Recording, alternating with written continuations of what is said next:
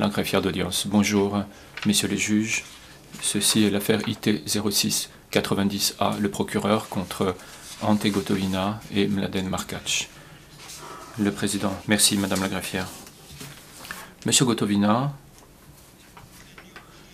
êtes-vous en mesure de suivre les débats dans une langue que vous comprenez? L'accusé Gotovina, oui, monsieur le président. Le président, merci. Vous pouvez vous rasseoir. Monsieur Markac, même question. Est-ce que vous m'entendez? Est-ce que vous comprenez ce que je dis? L'accusé Markac, oui. Monsieur le président, messieurs les juges, tout fonctionne bien. Le président, merci. Je vais maintenant demander aux parties de se présenter, en commençant par les conseils de la défense de monsieur Gotovina. Maître Kehoe, bonjour, messieurs les juges. Grégory Kehoe, Luka Michetic, Kai Ambos, Genael Metro et Diana Juricevic pour le général Gotovina. Le président, merci, maître. Et pour monsieur Markac, maître Mikulicic, bonjour, monsieur le président, messieurs les juges, je suis Goran Mikulicic. Avec moi et à ma gauche, monsieur Kai Ambos, maître Tom Kuzmanovic, monsieur John Jones, monsieur David Gold. Le président, merci, maître. Et pour l'accusation, madame Brady, bonjour, monsieur le président, messieurs les juges. Helen Brady pour l'accusation, accompagnée de monsieur Douglas Stringer, de madame Ingrid Elliott et de notre commis, de Saïda Veral et de notre commise à l'affaire, monsieur Colin Noroth, le président. Ainsi que l'a annoncé M. le greffier, l'affaire à l'ordre du jour est le procureur contre Ante Gotovina et Mladen Markac. Conformément à l'ordonnance portant calendrier du 2 novembre 2012, la Chambre d'appel rend aujourd'hui son arrêt. Conformément à l'usage du tribunal, je ne donnerai pas lecture du texte de l'arrêt, à l'exception de son dispositif, mais je résumerai les questions essentielles du recours et les conclusions principales de la Chambre d'appel. Ce résumé oral ne fait aucunement partie de l'arrêt officiel de la Chambre d'appel, dont seule la version écrite fait autorité et dont des copies seront mises à la disposition des parties à l'issue de l'audience.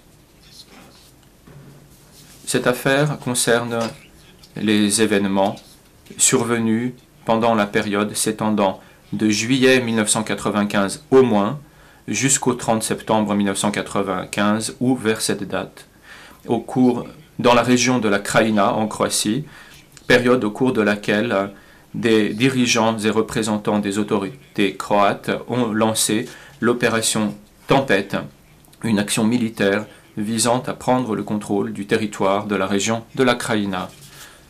Durant la période couverte par l'acte d'accusation, Ante Gotovina était lieutenant général dans l'armée croate, en abrégé l'AHV.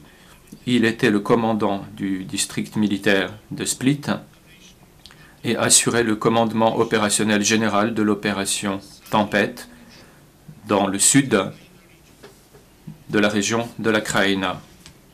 La Chambre de première instance a conclu qu'Ante Gotovina adhérait à l'objectif d'une entreprise criminelle commune, ou ECC en abrégé, entreprise consistant à chasser définitivement la population civile serbe de la Krajina, et qu'il y a apporté une contribution importante en ordonnant des attaques à l'artillerie illégale sur Knin, Benkovac et Obrovac, et en ne consentant aucun effort véritable pour prévenir les crimes commis par ses subordonnés contre des civils serbes de la Krajina ou pour enquêter sur ces crimes. La Chambre de première instance a déclaré Ante Gotovina coupable de crimes contre l'humanité et de violation des lois ou coutumes de la guerre dans le cadre d'une entreprise criminelle commune de la première et de la troisième catégorie. Il a été condamné à 24 ans d'emprisonnement. Pendant la période couverte par l'acte d'accusation, Mladen Markac était ministre adjoint de l'Intérieur chargé des questions relatives aux forces spéciales de police en Croatie et commandant opérationnel des dites forces de police spéciales. La Chambre de première instance a conclu que Mladen Markač adhérait à l'objectif d'une entreprise criminelle commune consistant à chasser définitivement la population civile serbe de la Krajina et qu'il y a apporté une contribution importante en ordonnant une attaque à l'artillerie illégale sur Gračac et en créant un climat d'impunité par son manquement à prévenir les crimes commis par des membres de la police spéciale contre des civils serbes, à enquêter sur ces crimes ou à les punir. La Chambre de première instance a déclaré Mladen Markač coupable de crimes contre l'humanité et de violation des lois ou coutumes de la guerre dans le cadre d'une entreprise criminelle commune de la première et de la troisième catégorie. Il a été condamné à 18 ans d'emprisonnement. La Chambre de première instance a acquitté le troisième accusé, Ivan Čermak, de tous les chefs d'accusation qui avaient été retenus contre lui. Ante Gotovina a présenté 4 moyens d'appel et Mladen Markač 8 moyens d'appel. Chacun des deux appelants conteste sa condamnation dans son intégralité. Mladen Markač conteste également la peine prononcée à son encontre. La Chambre d'appel aborde à présent les arguments des appelants, en commençant par ceux relatifs aux attaques à l'artillerie illégale et à l'existence d'une entreprise criminelle commune.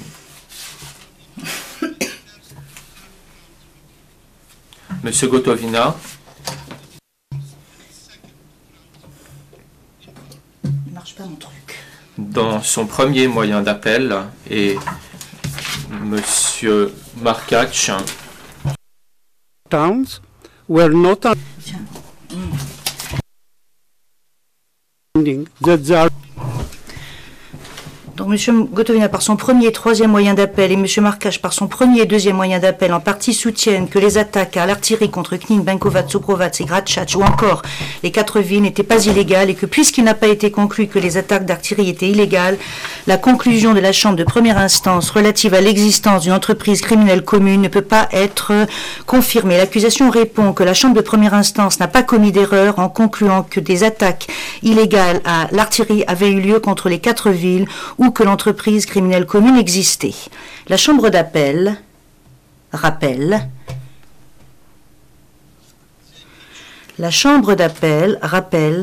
que la Chambre de première instance a conclu que les appelants faisaient partie d'une entreprise criminelle commune dont l'objectif commun était d'expulser à jamais les civils serbes de la Krajina de force ou sous la menace de la force.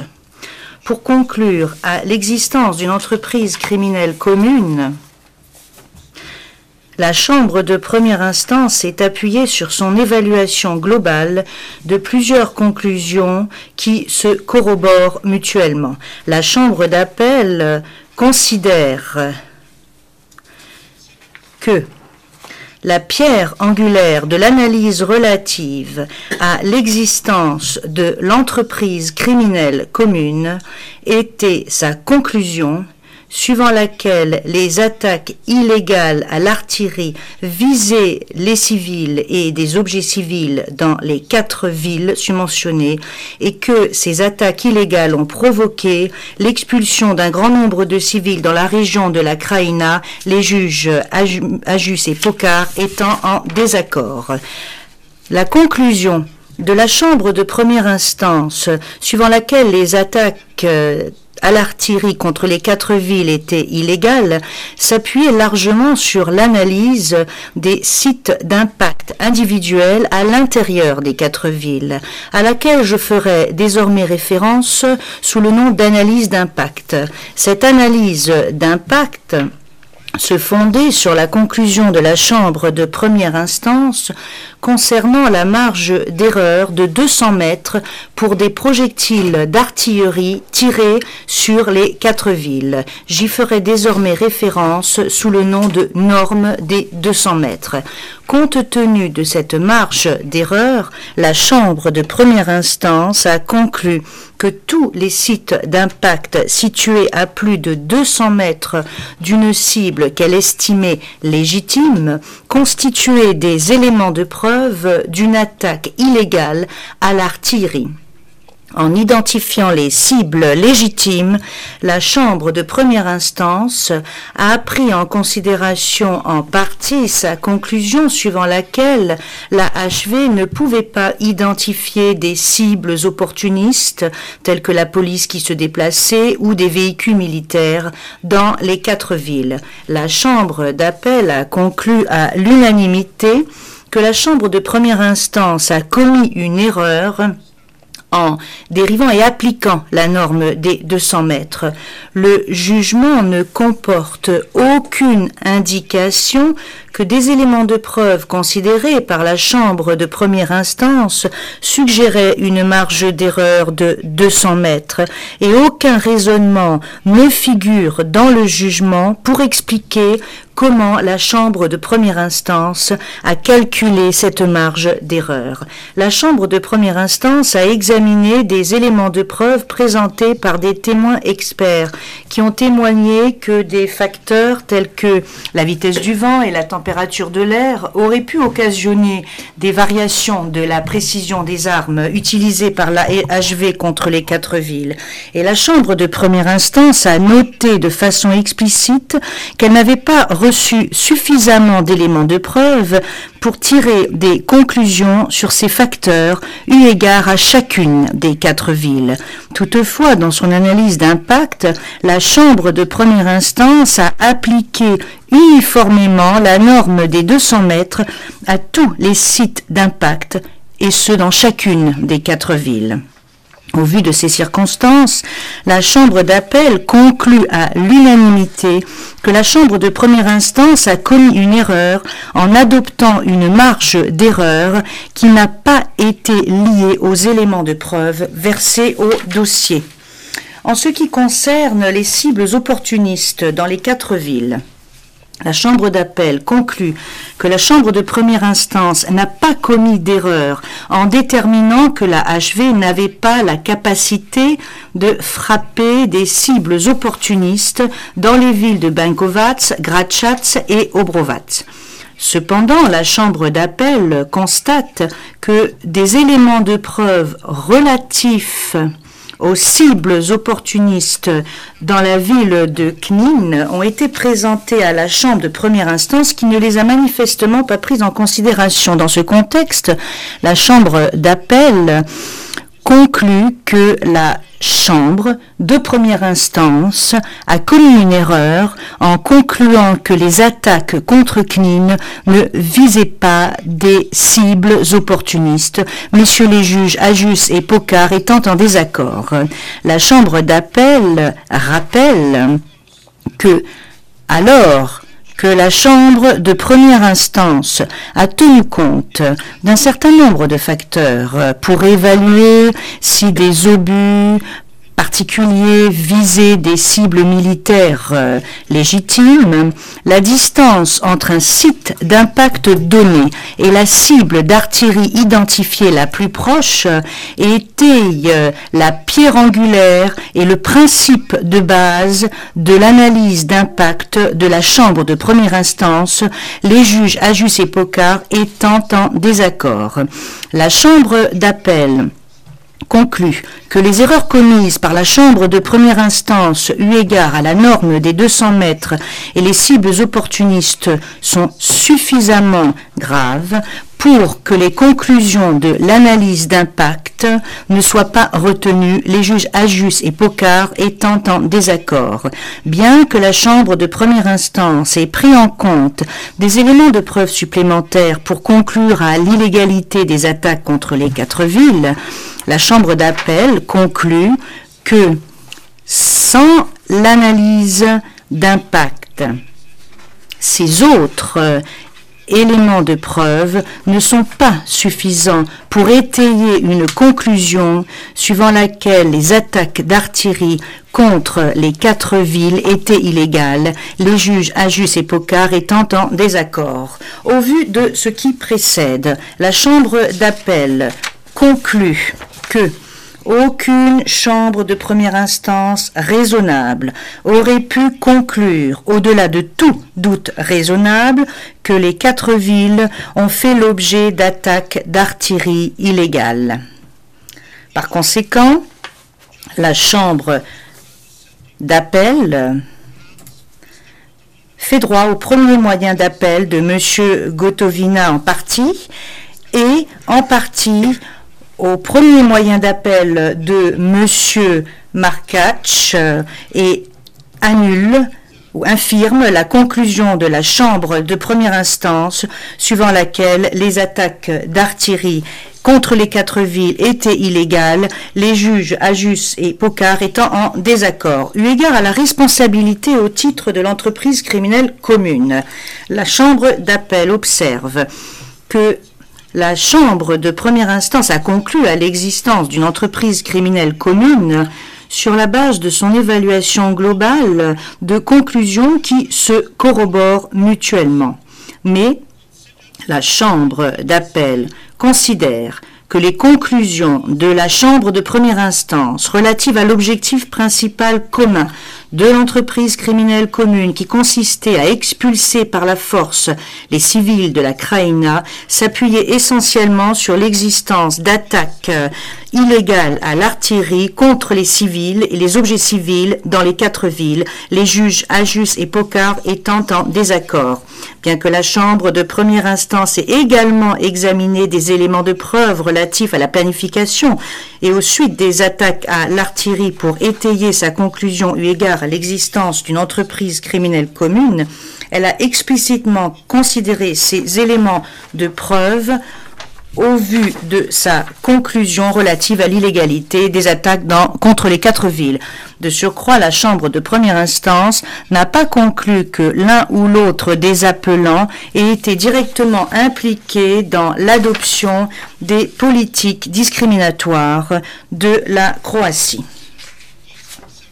Dans ces conditions, ayant annulé la conclusion de la Chambre de première instance selon laquelle les attaques à l'artillerie sur les 4 villes étaient illégales, la Chambre d'appel est convaincue, les juges Ajus et Pocard étant en désaccord, qu'aucune chambre de première instance n'aurait pu raisonnablement conclure que la seule interprétation raisonnable des preuves indirectes versées au dossier était l'existence d'une entreprise criminelle commune dont l'objectif commun consistait à chasser définitivement la population serbe de la Krajina par la force ou la menace de recourir à la force. Compte tenu de ce qui précède, la Chambre d'appel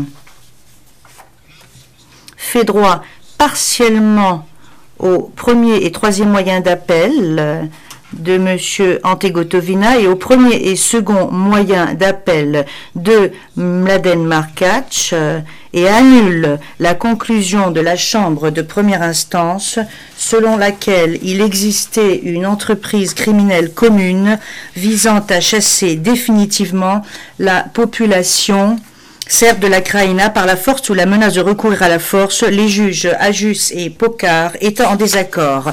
Par conséquent, l'examen des autres arguments présentés par les appelants s'agissant de l'existence d'une entreprise criminelle commune n'a pas lieu d'être.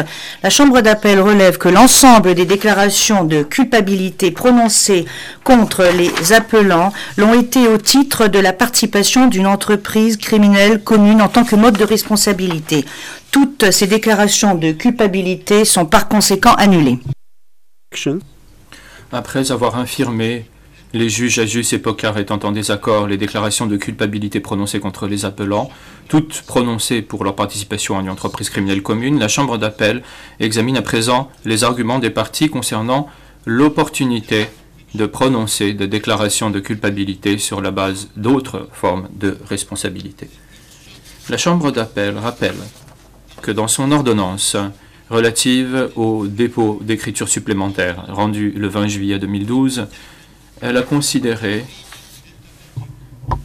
que la responsabilité pour aide et encouragement et la responsabilité du supérieur hiérarchique sont les autres formes de responsabilité les plus appropriées aux conclusions de la Chambre de première instance. Les appelants contestent la compétence de la Chambre d'appel pour prononcer des déclarations de culpabilité sur la base d'autres formes de responsabilité et soutiennent que, en tout état de cause, l'accusation a renoncé à son droit de demander que des déclarations de culpabilité soient prononcées pour d'autres formes de responsabilité, puisqu'elle n'a pas fait appel du jugement. La Chambre d'appel fait observer, le juge Pocard étant en désaccord, qu'elle a, à maintes reprises, prononcé des déclarations de culpabilité sur la base d'autres formes de responsabilité. Sur ce point, la Chambre d'appel fait observer qu'en vertu de l'article 25.2 du statut, et en particulier du pouvoir qu'il lui confère de réviser les décisions de la Chambre de première instance, elle peut prononcer des déclarations de culpabilité sur la base d'autres formes de responsabilité. La Chambre d'appel, le juge Pocard étant en désaccord, n'est pas convaincu que les appelants ont présenté des raisons impérieuses justifiant qu'elle s'écarte, dans certaines circonstances, de la pratique voulant qu'elle prononce des déclarations de culpabilité sur la base d'autres formes de responsabilité.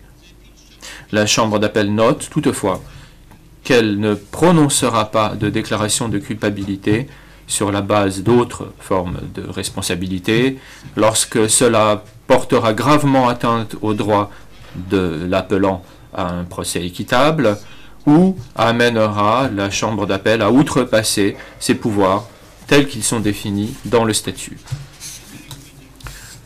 Pour décider s'il convient de prononcer en l'espèce des déclarations de culpabilité sur la base d'autres formes de responsabilité, la Chambre d'appel examinera les conclusions de la Chambre de première instance et d'autres éléments de preuve versés au dossier de novo.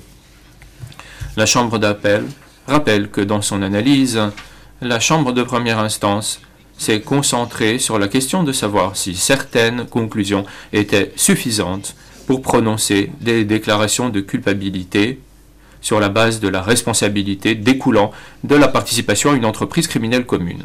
En conséquence, la Chambre d'appel examinera l'analyse pertinente de la Chambre de première instance, mais ne s'inclinera pas devant celle-ci. Pour ce qui est tout d'abord de la responsabilité des appelants dans les attaques à l'artillerie contre les 4 villes, la Chambre d'appel rappelle qu'elle a infirmé, les juges Ajus et Pocard étant en désaccord, la conclusion de la Chambre de première instance selon laquelle ces attaques visant les 4 villes, attaques à l'artillerie, étaient illégales. La Chambre d'appel rappelle que la Chambre de première instance a dit que, dans le contexte des faits qui lui avaient été présentés, elle ne qualifierait pas d'expulsion le départ de civils, de villes et de villages dans le cadre d'attaques légales à l'artillerie et ne conclurait pas que les personnes impliquées dans des attaques légales à l'artillerie avaient l'intention de déplacer de force des civils. Compte tenu de ces faits, le raisonnement de la Chambre de première instance empêcherait de conclure que les départs des 4 villes pendant des attaques légales à l'artillerie constituaient une expulsion. Après avoir examiné les éléments de preuve, la Chambre d'appel est d'accord avec l'analyse de la Chambre de première instance et conclut que, compte tenu des faits de l'espèce, les départs de civils pendant des attaques légales à l'artillerie ne peuvent être qualifiés d'expulsion. La Chambre d'appel fait en outre observer que, puisqu'elle a infirmé la conclusion concernant l'existence d'une entreprise criminelle commune et en l'absence de conclusion au sujet de l'existence d'attaques illégales, le jugement ne renferme aucune autre conclusion expresse exposant l'état d'esprit requis pour l'expulsion dans lequel les appelants devaient se trouver, compte tenu du caractère légal des attaques à l'artillerie. Dans ces circonstances, la Chambre d'appel n'est pas convaincue que les attaques à l'artillerie, dont les appelants étaient responsables, suffisent à établir qu'ils sont coupables, au-delà de tout doute raisonnable, d'expulsion sur la base de l'une quelconque des autres formes de responsabilité exposées dans l'acte d'accusation.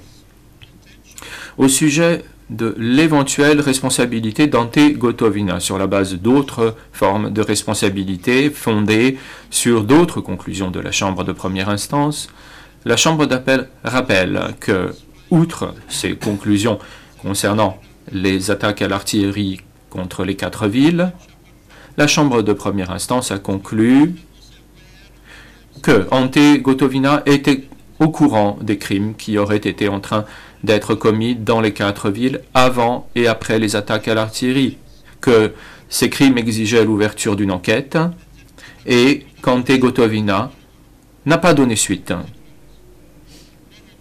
De plus, la Chambre de première instance a expressément rappelé 3 mesures supplémentaires que Ante Gotovina aurait pu prendre, à savoir contacter les personnes compétentes pour leur demander de l'aide, prononcer des déclarations publiques et consacrer les moyens disponibles en vue de donner suite après ces crimes.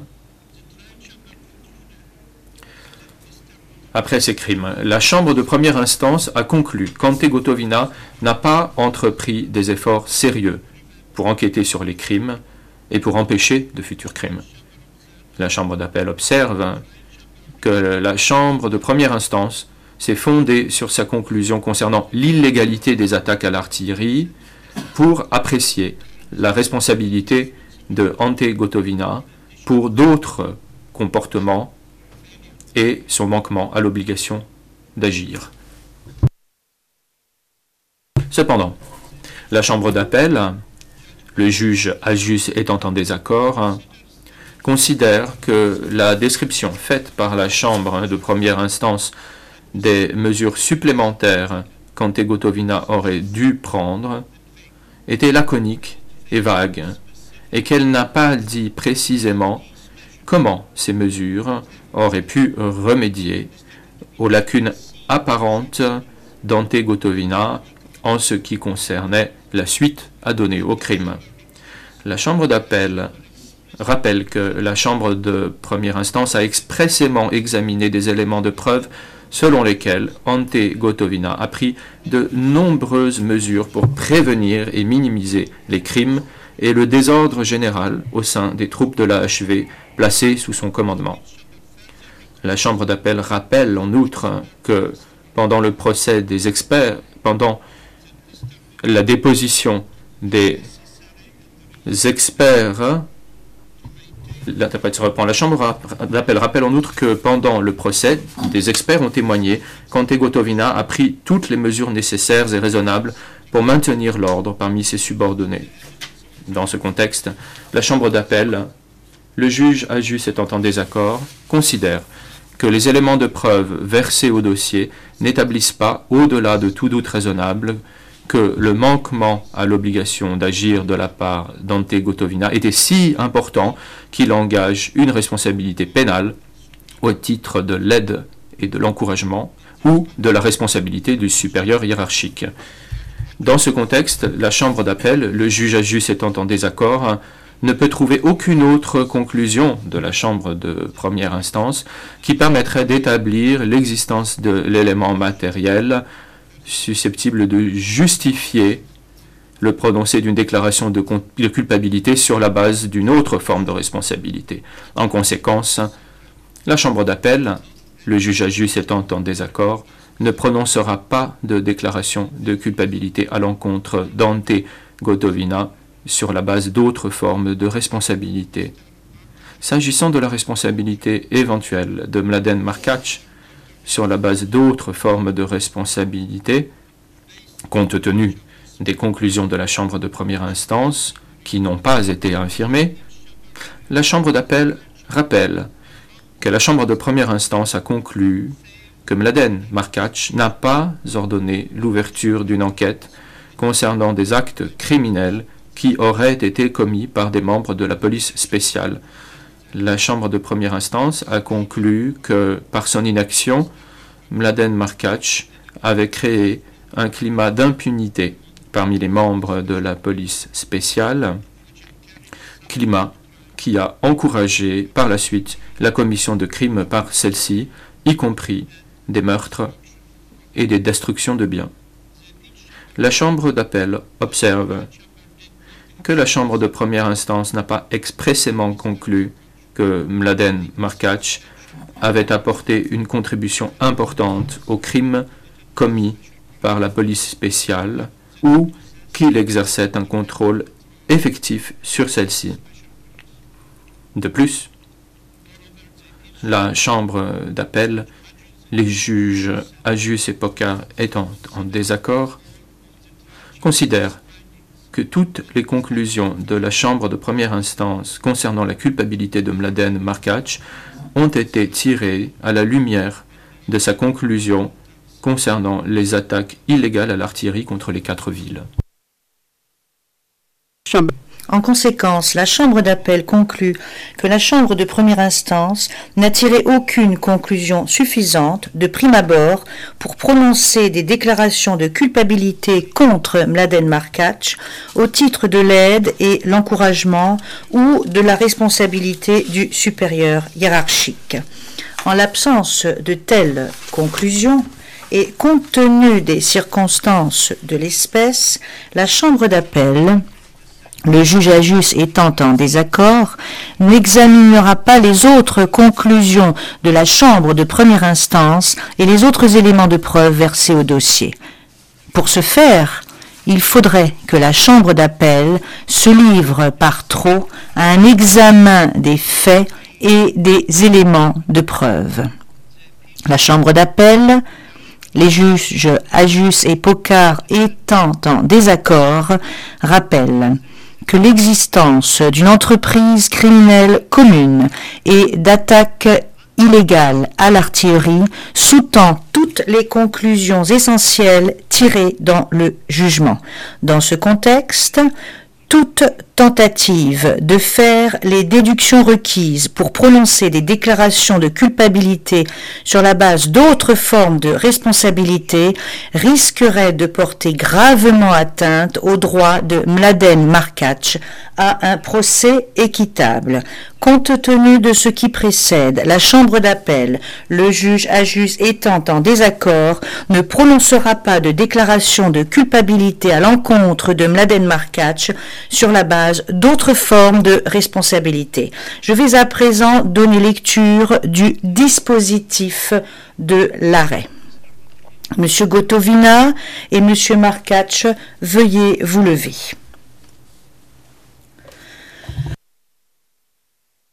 For the foregoing reasons, par ces motifs, la Chambre d'appel, en application de l'article 25 du statut et des articles 117 et 118 du règlement, ayant examiné les écritures des parties et leurs exposés présentés à l'audience du 14 mai 2012, siégeant en audience publique, fait droit, les juges Ajus et Pocard étant en désaccord, au premier moyen d'appel et au troisième moyen d'appel présenté par Ante Gotovina, en partie, infirme les juges Ajus et Pocard étant en désaccord les déclarations de culpabilité prononcées contre Antegotovina pour persécution, expulsion, assassinat et actes inhumains, crimes contre l'humanité et pour pillage de biens publics et privés, destruction sans motif, meurtre et traitement cruel, violation des lois ou coutumes de la guerre, et prononce, les juges Ajus et Pocard étant en désaccord, l'acquittement pour les chefs 1, 2, 4, 5, 6, 7, 8 et 9 de l'acte d'accusation. Rejette. Les juges Ajus et Pocard étant en désaccord, les autres moyens d'appel présentés par Antegotovina, ceci étant sans objet, fait droit.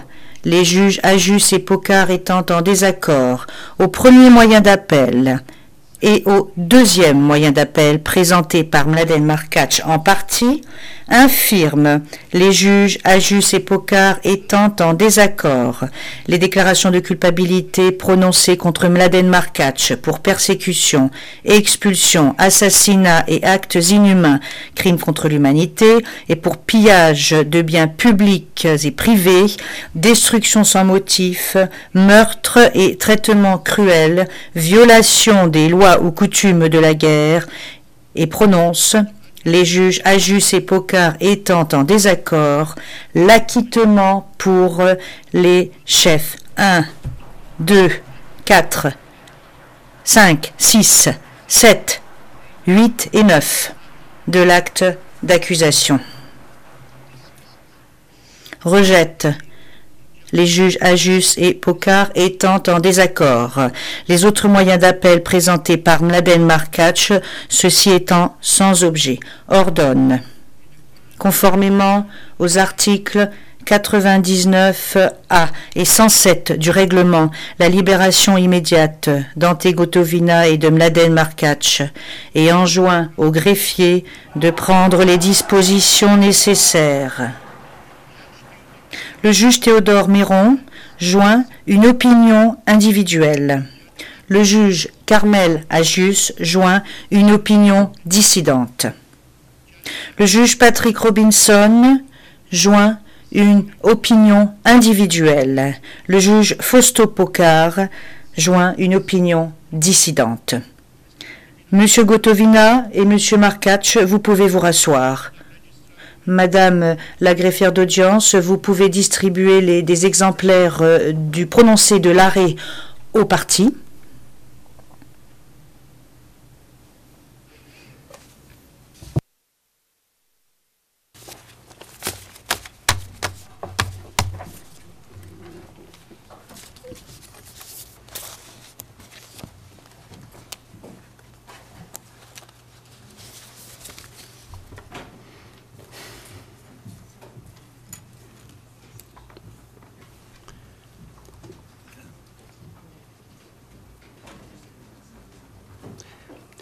This hearing L'audience de la Chambre d'appel du Tribunal pénal international pour l'ex-Yougoslavie est levée.